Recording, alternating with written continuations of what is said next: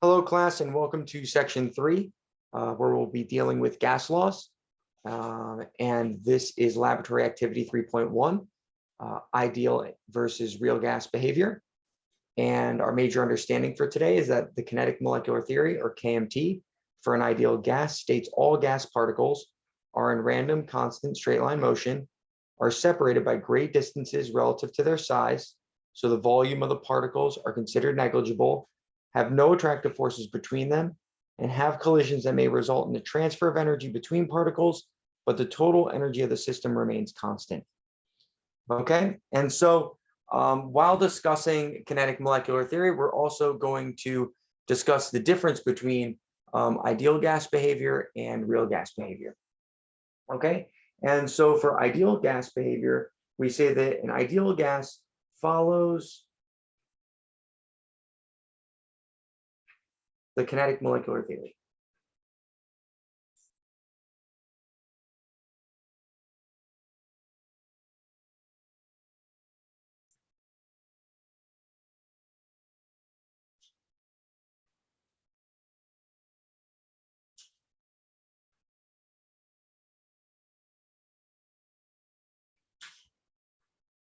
Okay, and so the kinetic, because a ideal gas follows the kinetic molecular theory, the behavior of an ideal gas is predictable.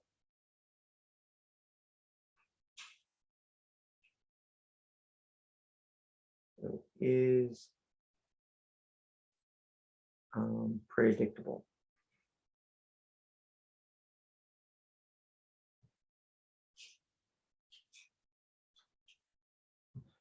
Okay, and that concept is very important because what we're going to find is that we're going to focus on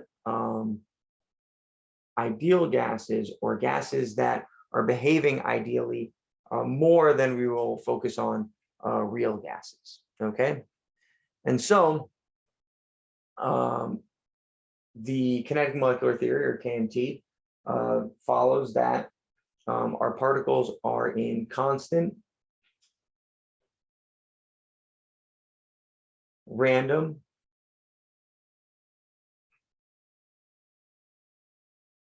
straight line motion,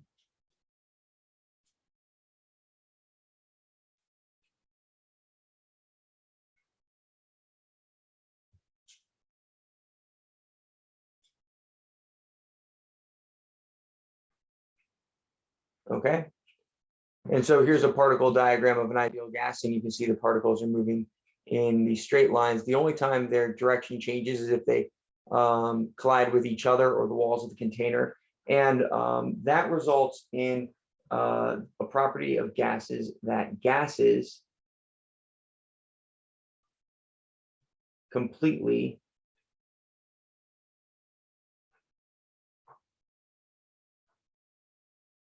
fill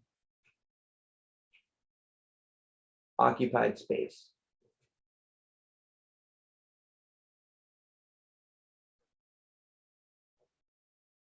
Okay. So because our gas particles move in constant straight line motion, we'll notice that gas particles will completely fill the shape of their container. Okay. Another condition of kinetic molecular theory is that the volume of particles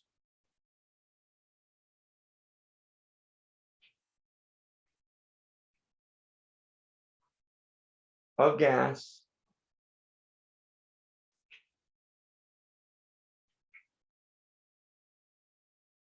is negligible.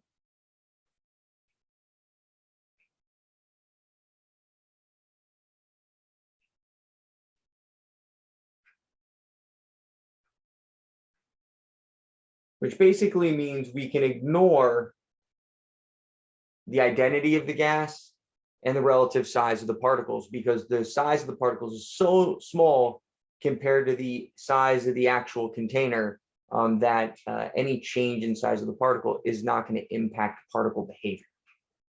Okay, and a property of gases associated with that condition is that gases are compressible. So generally, gases are compressible.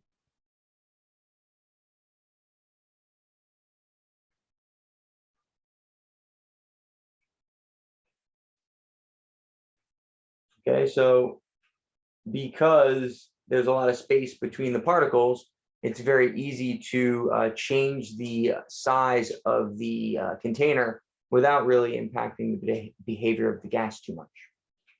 Okay, and then the another condition of kinetic molecular theory is that there's no loss of energy between collisions. So no loss of energy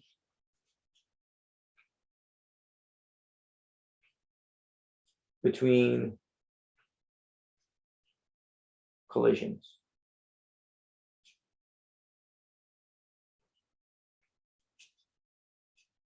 Okay, and another note here is that collisions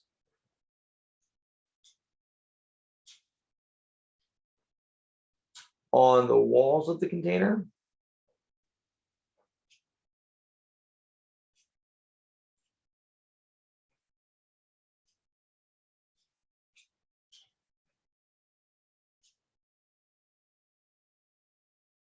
are observed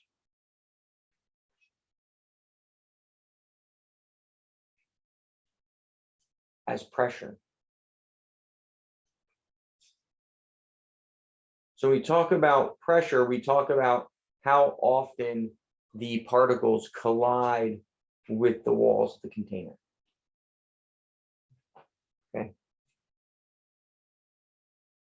All right, so the conditions for ideal gas behavior, or when gases behave ideally, are high temperature and low pressure. And the reason for high temperature is because particles move fast, right? So temperature is a measure of average kinetic energy. So particles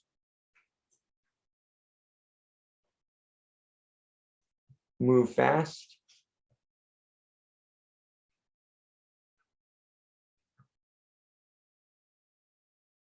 And that limits interaction.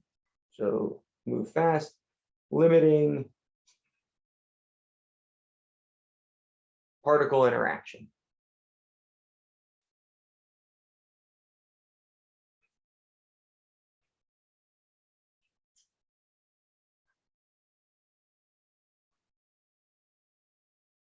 Okay. And then gases also behave ideally when at conditions of low pressure, and that's just because there's more space between particles. So more space between particles.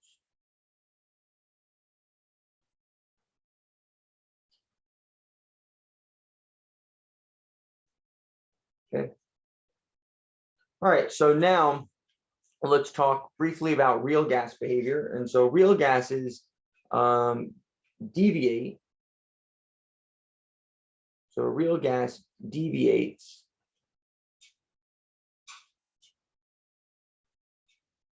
from kinetic molecular theory.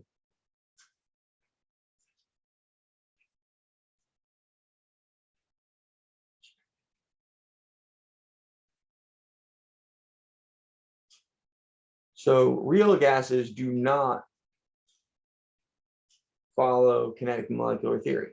And so because of that, the behavior is not predictable. So under real conditions, gases behave differently.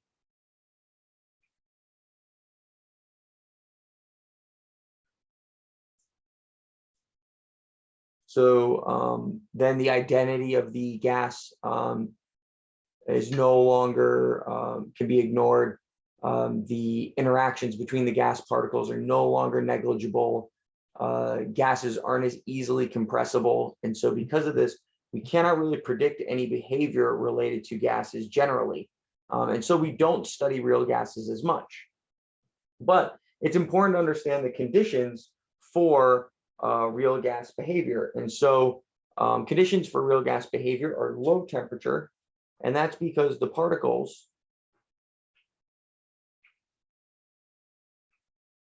move slow,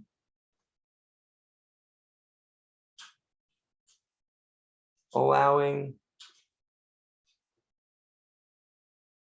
for particles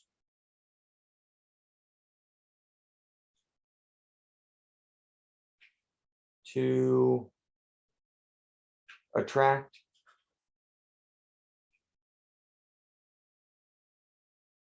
or repel each other.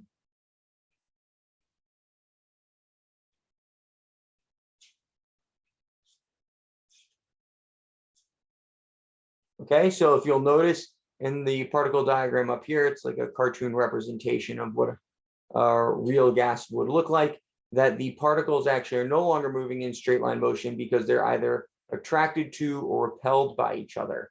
And so this attraction and repulsion changes the actual path of the particles, so they no longer move in constant straight line motion. And then also high pressure. And so particles, so conditions of high pressure, we have real gas behavior, and that's because particles are close together.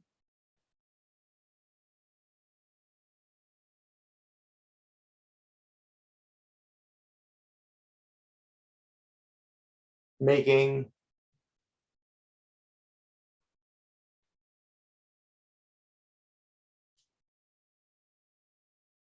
the volume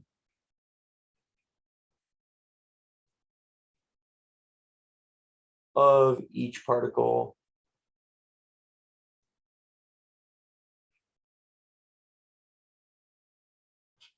significant.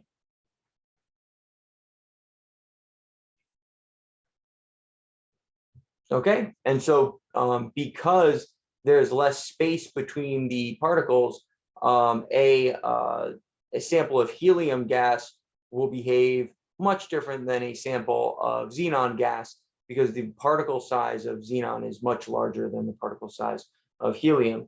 Whereas in the ideal diagram, the space is so large between them that it actually has no impact on behavior. And so, again, ideal gases, they follow the kinetic molecular theory because that the behavior is predictable, which means that the particles move in constant random straight line motion. The volume of particles of gas is negligible, which means we can ignore the actual identity of the gas. All gases will act the same. No loss of energy between collisions, which means the gas will continue to bounce around forever. And that whenever they collide, they continue with the same amount of energy. And because of these rules, we can state that gases completely fill occupied space, gases are compressible, and the collisions on the walls of the container are observed as pressure. The conditions where these rules apply are conditions of high temperature, because the particles move fast, limiting particle interaction, and low pressure because there's more space between the particles, so there's less interaction and the gas is more compressible. However, when we have a real gas, that gas will deviate from kinetic molecular theory, which means the behavior is not predictable.